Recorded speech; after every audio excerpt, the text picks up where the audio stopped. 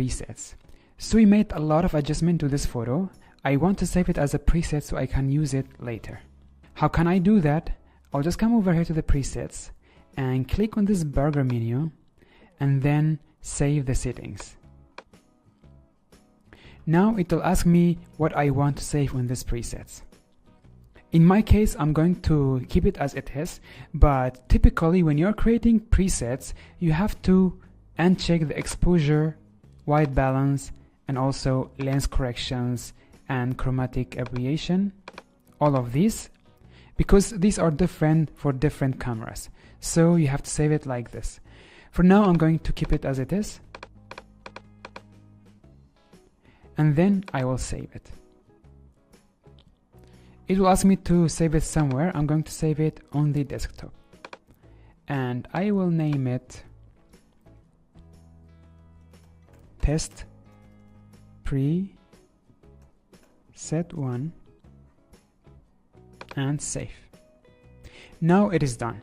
So the final thing we are going to do is to open our image or done. But something that I forgot to tell you at the beginning, when you're opening the raw photo and it opens in the camera raw and you make all of these changes, when you open the Photoshop, you cannot undo anything.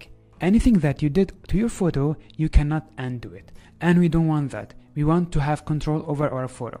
For that, since I already saved my preset, I'm going to reset every setting here.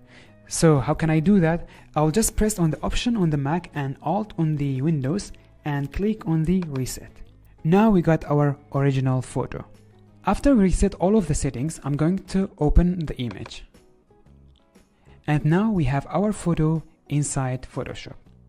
We are going to convert it to the Smart Object, and then we will go to the Camera Raw. Go to the Filters and Camera Raw. And here we have the same camera raw that we had it at the beginning. I'll go to the presets, to the burger menu, load the settings, and I'm going to use our preset, which is this one. Load it, and it's automatically applied to our photo.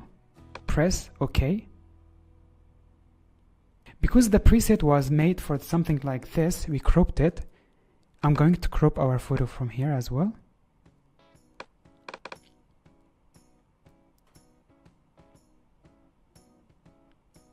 And we have the same thing.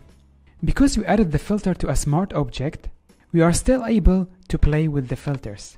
We can just double click on it.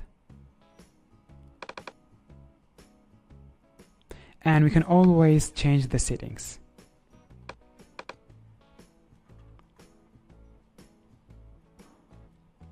Just like this.